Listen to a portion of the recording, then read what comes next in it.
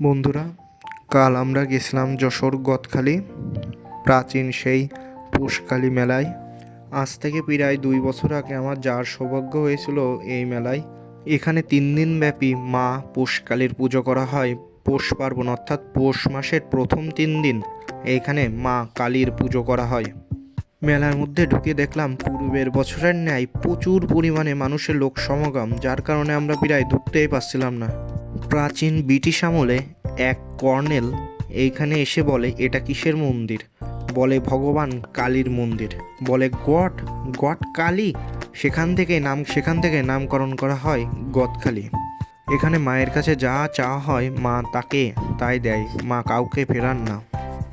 এখানে যাওয়ার আমার মূল উদ্দেশ্য ছিল, আমি এই এসএসসি পরীক্ষার আগে মানত করা ছিল, মা আমার ভালো রেজাল্ট হলে এখানে আবার আসবো এবং মাকে কিছু অর্পণ করব। কথা না বাড়িয়ে মন্দিরের ভেতরে ঢোকার চেষ্টা করলাম, কিন্তু অনেক ভিড়, প্রচুর পরিমাণে ভিড়। কিভাবে যে ঢুকবো কিছুই বুঝতে পারছিলাম না। পরবর্তীতে মায়ের ইচ্ছা অনুযায়ী ছোট ছোট পা করে এগোতে থাকলাম এবং মায়ের দর্শনের আশায়। এবং দেখেন কি পরিমাণে যে ভিড়, লোকের সমাগম, মাকে একবার দুনয়নে দেখবে তাই। এইখানে সকল মানুষ প্রতীক্ষায় রয়েছে কিভাবে মাকে একবার দর্শন পাওয়া যায়।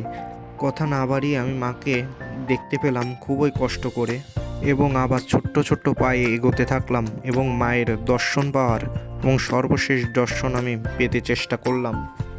পরবর্তীতে আমি যখন সামনে আসলাম তখন সম্পূর্ণভাবে মা পৌষকালীর দর্শন পেলাম এবং এখানে অনেকেই তার দর্শন নেওয়ার জন্য এবং একবার তাকে চোখ দিয়ে দেখার জন্য আকুতিপূর্ণ। আমি মা পৌষকালীকে যতক্ষণ ইচ্ছা এবং মনে যতক্ষণ চাইলো ততক্ষণ মা পৌষকালীর দর্শন নিলাম এবং মায়ের কাছে কিছু প্রার্থনা নিবেদন করলাম। মা পৌষকালীর কাছে পৃথিবীর সর্বজীবের কল্যাণ এবং শান্তি এবং সুখের জন্য আমি কিছু প্রার্থনা করলাম এবং পূর্ব নির্ধারিত মানত অনুসারে মার জন্য আমি শাড়ি এবং তার কপালে সোনার টিপ এবং তার জন্য আলতা সিন্দুর নিয়ে এসেছিলাম। মা পৌষকালীর জন্য শাঁখা আনলেও পলা কেনার কথা আমার মনে ছিল না, এজন্য আমি পলা কিনতে দোকানে গেলাম এবং দোকানদার আমাকে 2টি পলা দিল এবং 20 টাকা দিয়ে আমি এই পলা জোড়া কিনলাম।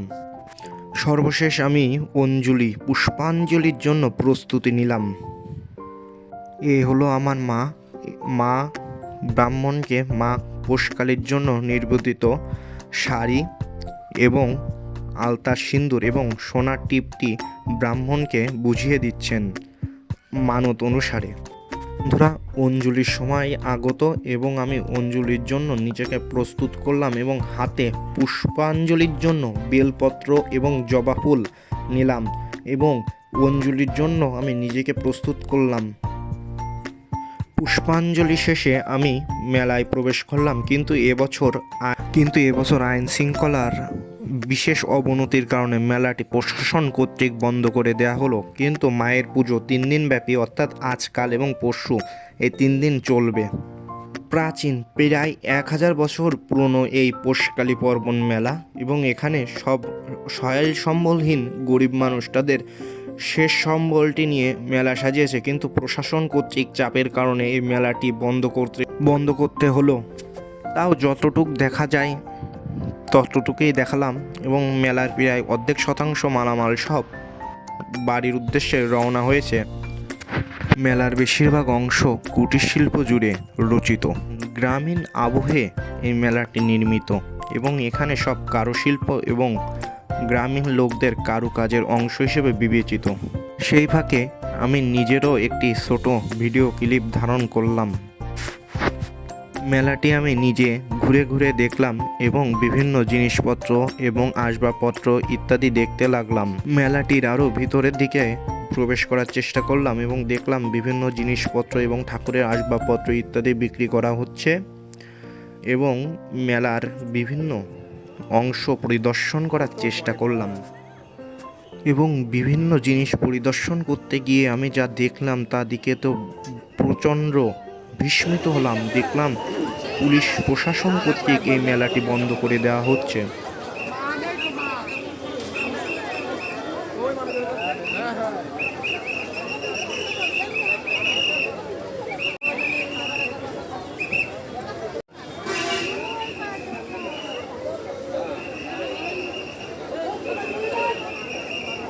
দোকানদারদের বাড়ি ফিরে যাওয়ার জন্য পুলিশ কর্তৃক অনুরোধ করা হচ্ছে।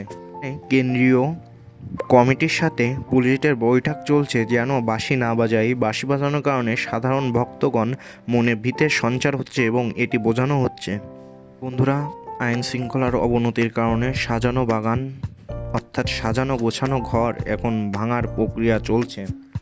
এখানে দেখা যাচ্ছে একজন দোকানদার তার শহরের সম্বল সব কিছু এনেছিলেন মাত্র এখানে দোকান দেওয়ার জন্য, কিন্তু তিনি নিঃস্ব হয়ে এখন বাড়ির উদ্দেশ্যে রওনা করছেন। বন্ধুরা, মেলায় এসে এবার মিষ্টি পর্বণ মুখ সারলাম এবং এখান থেকে কিছু বন্দিয়া মিষ্টি কিনলাম এবং সে ভিডিওটা ধারণ করার চেষ্টা করলাম। বন্ধুরা, এখান থেকে বন্দিয়া মিষ্টি নিলাম, কারণ মেলায় আসবো আর মিষ্টি খাবো না এটা তো হয় না। বাঙালির দ্বারা হলেও আমার চঞ্চলের দ্বারা সম্ভব না। এখান থেকে কিছু বন্দিয়া মিষ্টি নিলাম। মিষ্টিটা দেয়া হলো আমার ভিডিও পার্টনার আমার ভাই উৎস দত্তকে। পরবর্তীতে আমি ভিডিও পর্বটা ছেড়ে নিলাম। দর্শককে আমার মিষ্টি খাওয়ার ভিডিওটিও উপভোগ করালাম, কারণ এটি আর বাদ দিয়ে কী লাভ, এবং স্বানন্দে এখানকার সেই বিখ্যাত বন্দিয়া মিষ্টিটি গ্রহণ করলাম।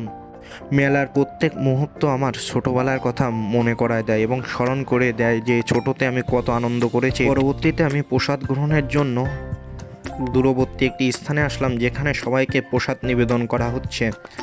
পূজায় এসে প্রসাদ গ্রহণ না করে চলে যাওয়া এটা আমার মনকে প্রশান্তি প্রদান করে না। এজন্য আমি প্রসাদ গ্রহণ করতে দূরবর্তী এই স্থানটিতে আসলাম এবং এখানে এসে দেখলাম এখানে প্রসাদ তৈরির জন্য সবজি, তরকারি এবং বিভিন্ন জিনিস তৈরি করা হচ্ছে।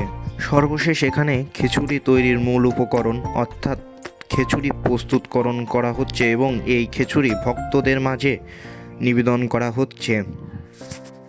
বন্ধুরা, আজ ছিল এই পর্যন্ত। সবাই ফলো এবং শেয়ার করে দেন আমার এই ভিডিওটা।